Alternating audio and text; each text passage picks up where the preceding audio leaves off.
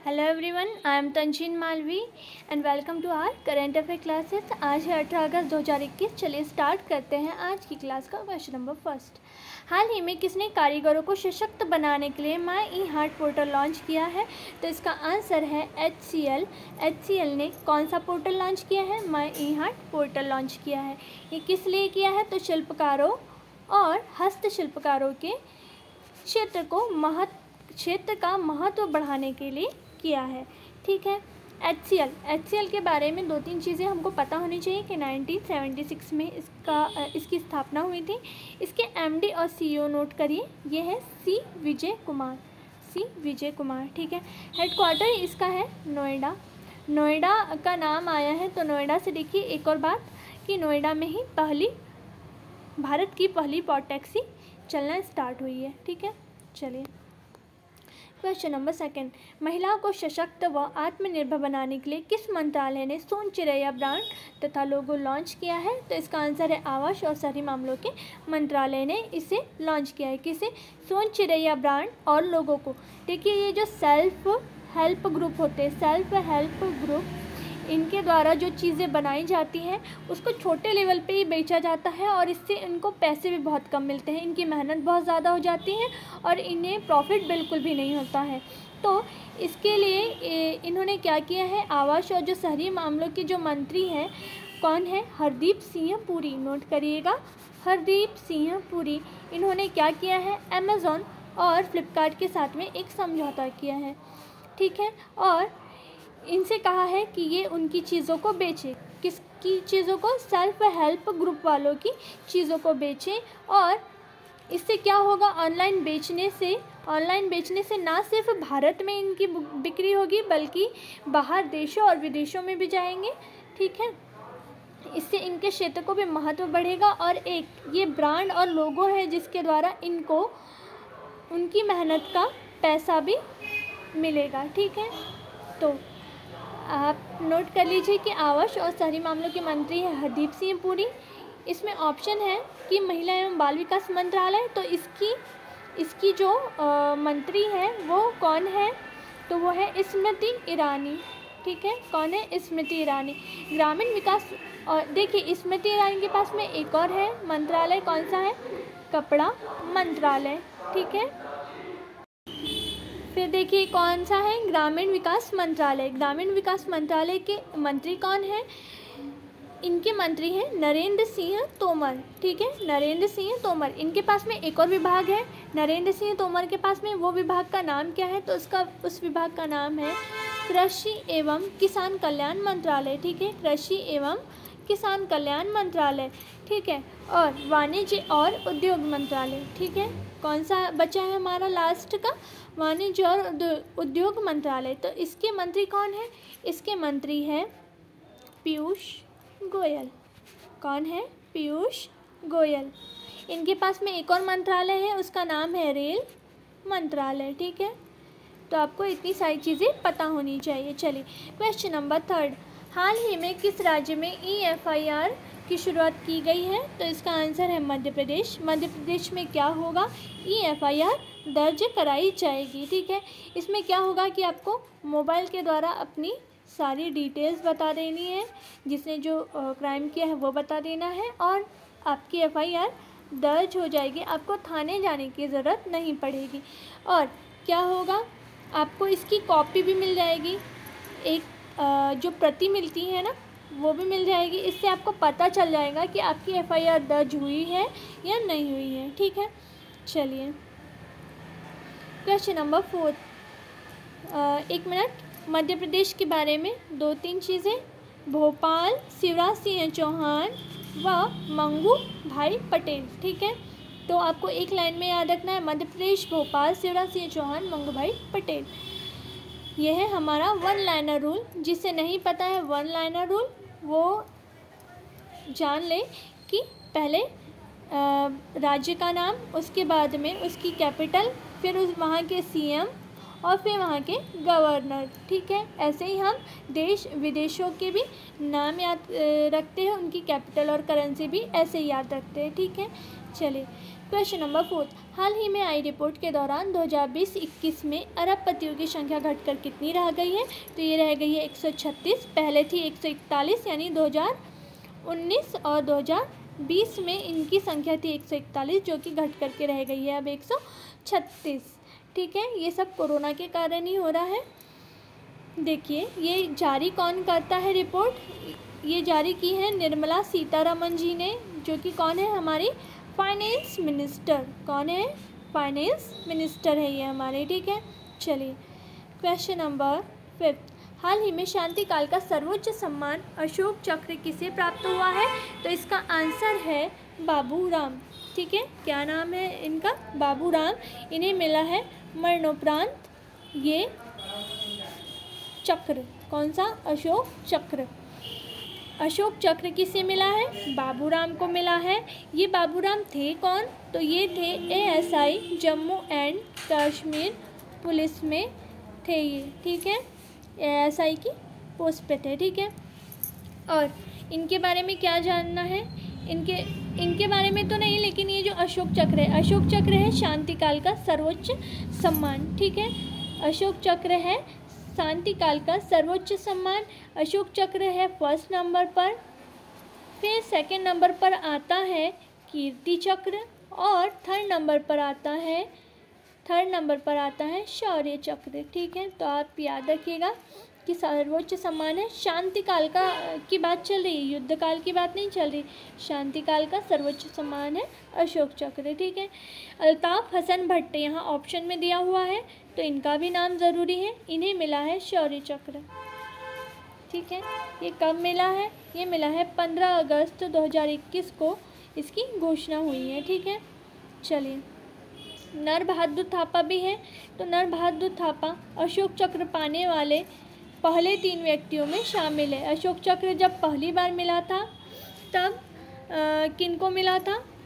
तो नर बहादुर थापा। इसमें 3 लोगों में से एक थे नर बहादुर थापा, 2 लोगों का नाम अभी नहीं बता रहे। ठीक है, और बाबूराम का तो अभी बता ही दिया है कि बाबूराम को मिला है अशोक चक्र 2021। ठीक है, चलिए क्वेश्चन नंबर 6, 15 अगस्त 2021 को नरेंद्र मोदी ने किस वर्ष तक भारत को ऊर्जा स्वतंत्र बनाने का लक्ष्य रखा है? तो इसका आंसर है 2047। कितना है?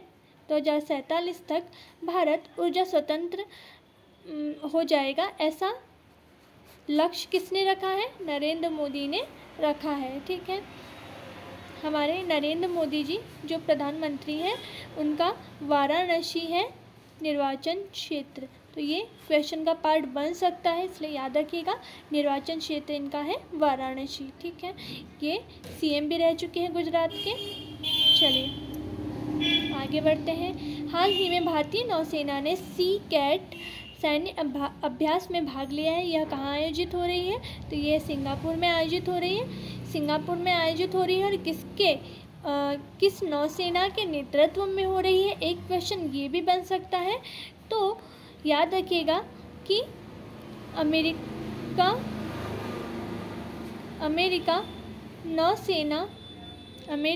नौसेना के नेतृत्व में यह हो रही है, और कहाँ हो रही है? सिंगापुर में।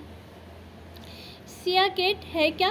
तो ये है दक्षिण पूर्व एशिया सहयोग एवं प्रशिक्षण सैन्य अभ्यास।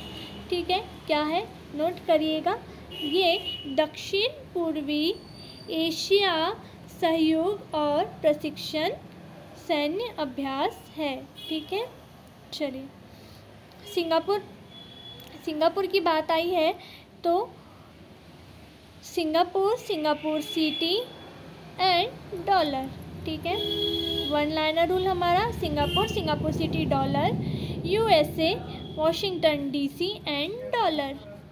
ओके, ऑस्ट्रेलिया कैनबरा डॉलर,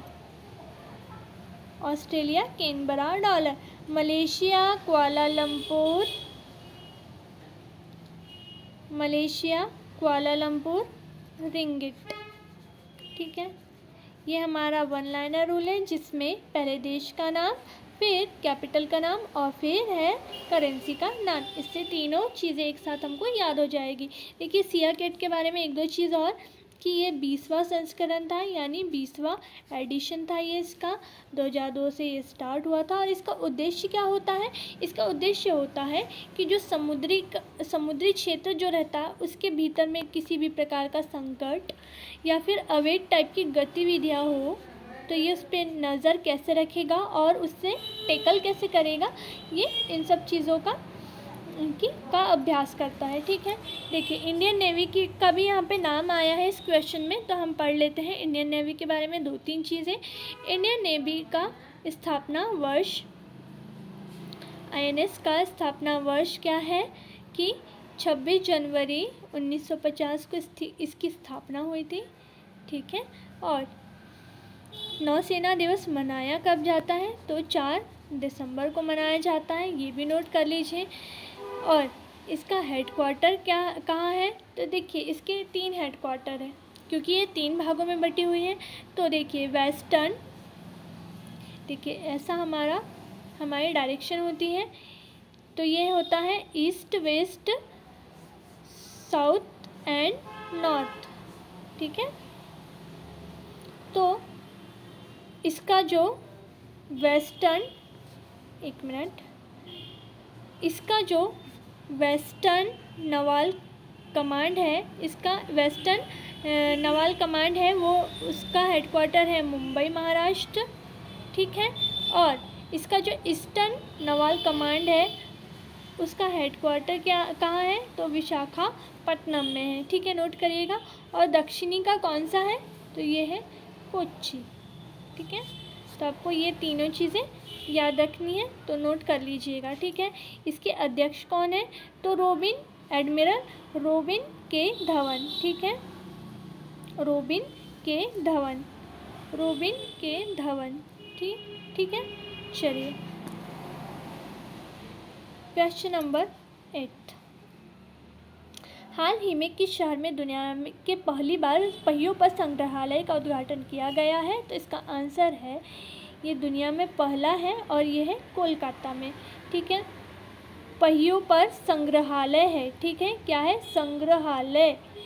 तो याद रखना है आपको, पहियों पर पहली बार संग्रहालय कहाँ देखने के लिए मिलेगा हमको? कोलकाता में मिलेगा। उसके लिए कहाँ जाना होगा? उसके लिए जाना होगा पश्चिम बंगाल। देखिए कोलकाता किस नदी के किनारे बसा हुआ है? तो हुगली नदी के किनारे बसा हुआ है।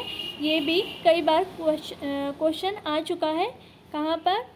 हमारे एग्ज़ाम में क्वेश्चन आ चुका है कि कोलकाता किस नदी के किनारे बसता है? तो हुगली नदी के किनारे बसता है। ठीक है, ये याद रखना है आपको जब भी कोलकाता का नाम आए। देखिए अब ये जो पहियों पर संग्रहालय है इसका मतलब क्या है? तो ये है ट्रामा के अंदर बनाया गया है म्यूज़ियम। क्या बनाया गया है? म्यूज़ियम। ठीक है, मतलब ये चलता फिरता म्यूज़ियम है। और इसका उद्घाटन किसने किया है? तो जो कोलकाता के जो पश्चिम बंगाल के परिवहन व आवास मंत्री हैं उन्होंने इसका उद्घाटन किया है। तो क्या नाम है उनका? फिरहाद हकीम।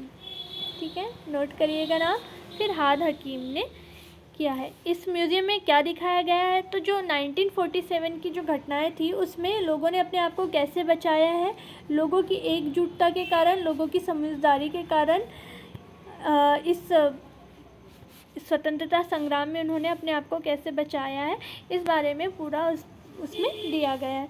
देखिए ऑप्शंस में और 2-3 शहरों के नाम हैं। जकार्ता कहाँ पे है? इंडोनेशिया में है। कहाँ है? इंडोनेशिया में है। ठीक है, जकार्ता का नाम इसलिए भी फेमस है क्योंकि ये क्लीन एयर कैटलिस्ट में शामिल होने वाला दूसरा शहर था। सिर्फ 2 शहरों को चुना गया था विश्व में से, एक था इंदौर, ठीक है, हमारा भारत का इंदौर, और दूसरा था जकार्ता। ठीक है, तो क्लीन एयर कैटलिस्ट में शामिल होने वाला एक शहर था जकार्ता। ये क्लीन एयर कैटलिस्ट में क्या होगा? एयर की शुद्धता नापी जाएगी, यहाँ पे प्लांट वगैरह लगाए जाएंगे, यहाँ पे रोजगार दिया जाएगा। ठीक है, तो ये कहाँ होगा? एक इंदौर में होगा और होगा जकार्ता में। तो याद रखना है इंडोनेशिया का शहर है जकार्ता। ठीक है, ठीक। और कुआलालंपुर कहाँ पे है? मलेशिया में है। ठीक है। मलेशिया की कैपिटल क्या है? कुआलालंपुर। फोर्थ है होटन। होटन अभी हाल ही में न्यूज़ में बना हुआ था। कब? चीन का है ये शहर, ठीक है, चीन का ये शहर है और ये 2020 का सबसे अधिक प्रदूषित शहर है। क्या है? प्रदूषित शहर है। और ये कहाँ का है? तो चाइना का है। और दूसरे नंबर पे है गाज़ियाबाद, जो कि सबसे ज़्यादा प्रदूषित शहर है। गाज़ियाबाद दूसरे नंबर पे है प्रदूषित शहर में। और गाज़ियाबाद है कहाँ? तो यूपी में है, जो कि भारत के अंदर है, ठीक है। तो आपको इतना सब कुछ याद रखना है कि हाल ही में दुनिया का पहली बार पहियों पर संग्रहालय कहाँ देखने के लिए मिला है? तो कोलकाता में देखने के लिए मिला है, ठीक है। चलिए क्वेश्चन नंबर 9, हाल ही में किसने दुनिया के सबसे बड़े राष्ट्रीय जीन बैंक का उद्घाटन किया है? तो इसका आंसर है नरेंद्र सिंह तोमर ने इसका क्या किया है? उद्घाटन किया है। नरेंद्र सिंह तोमर क्या है? नरेंद्र सिंह तोमर है केंद्रीय कृषि और किसान कल्याण मंत्री, ठीक है। देखिए राष्ट्रीय जीन बैंक की बात हो रही है। किसकी बात हो रही है? जीन बैंक की बात हो रही है। तो हम जान लेते हैं जीन बैंक क्या है। जीन बैंक में क्या होगा कि वर्षों तक बीजों की विरासत को सुरक्षित रखा जाएगा, ठीक है। यानी कि बीज जो रहते हैं उन्हें यहाँ पर सुरक्षित रखने के लिए इस बैंक का उद्घाटन किया है। और कितने डिग्री सेल्सियस पे रखा जाएगा इसको? तो 0 से 20 डिग्री सेल्सियस तक के इन बीजों को रखा जाएगा, ठीक है। चलिए इसमें क्या है खास और देखने लायक? देखिए स्मृति ईरानी के बारे में अभी पढ़ा कि कपड़ा मंत्री है और महिला एवं बाल विकास मंत्री है, ठीक है। मनसुख मंडाविया, इनका नाम अभी सुन रहे हैं आप, तो ये है स्वास्थ्य मंत्री, नोट करिएगा, ये है स्वास्थ्य मंत्री। डॉक्टर जितेंद्र सिंह, तो ये डॉक्टर जितेंद्र सिंह कौन है भाई? तो ये है विज्ञान व प्रौद्योगिकी मंत्री। इनका नाम हमने लास्ट वीडियो में भी पढ़ा था। कब पढ़ा था? इंडिगो के साथ में पढ़ा था। इंडिगो याद आया आप लोगों को कुछ? इंडिगो ये क्या है? जीनोमिक चिप, मवेशी जीनोमिक चिप, ठीक है, मवेशी जीनोमिक चिप है जिसको लॉन्च किसने किया? डॉक्टर जितेंद्र सिंह ने, ठीक है। और नरेंद्र सिंह तोमर के बारे में अभी पढ़ा हमने, ये कौन है? कृषि और किसान कल्याण मंत्री हैं, ठीक है। चलिए नेक्स्ट क्वेश्चन देख लेते हैं। हाल ही में किस देश ने 17 अगस्त को अपना स्वतंत्रता दिवस मनाया है? तो इसका आंसर है इंडोनेशिया। इंडोनेशिया ने अभी अपना 17 अगस्त को स्वतंत्रता दिवस मनाया है। ये किसके अधीन था? ये भी ज़रूरी है जानना। तो ये था नीदरलैंड के अधीन, ठीक है। तो 1945 को ये आज़ाद हुआ। कब? 17 अगस्त 1945 को इंडोनेशिया नीदरलैंड से स्वतंत्र हो गया था, ठीक है। चलिए अब लगाएंगे हम इन चारों पर अपना वन लाइनर रूल। चीन Beijing yuan, Australia Canberra dollar. देखिए चीन Beijing yuan, Australia Canberra dollar, Indonesia Jakarta रुपया, USA Washington DC and dollar, ठीक है। चलिए तो ये थे आज के क्वेश्चन। चलिए कल हमने आपसे पूछा था कि हाल ही में कितने भारतीय स्थलों को रामसर स्थल में शामिल किया गया है। तो इसका आंसर रोशनी मैम ने दिया, जो कि बिल्कुल सही था, 4। और इन्होंने पूरा लिखा भी है कि गुजरात के दोनों स्थलों का नाम लिखा है। एक तो देखिए, एक है थोल पक्षी अभयारण्य, ये कल ही के वीडियो में पढ़ाया गया था कि थोल पक्षी अभयारण्य जो कि गुजरात में है, ये रामसर में शामिल किया गया है। और एक था वर्णवाना तालाब, ठीक है, वर्णवाना तालाब, ये भी है गुजरात में। तो ये 2 हो गए।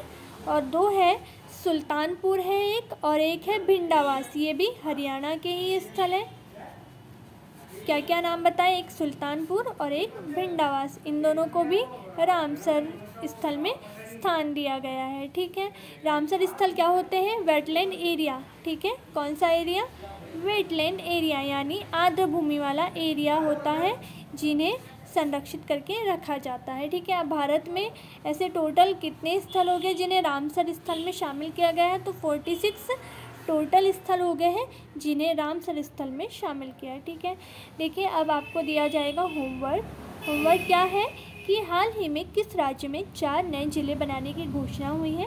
तो आपको इनमें से बताना है कि कौन सा है राज्य वो जिसने हाल ही में 4 नए जिले बनाने की घोषणा की है और साथ ही में 18 तहसीलें भी बनाने की घोषणा की है। ठीक है, आप उस राज्य के बारे में पूरा लिखेंगे जितना आपको पता है उतना, और अन्य जो इसमें ऑप्शंस दिए हुए हैं उनके बारे में भी आपको बताना है। ठीक है, चलिए मिलते हैं नेक्स्ट वीडियो में। आज के लिए इतना काफ़ी है। Okay, thank you so much.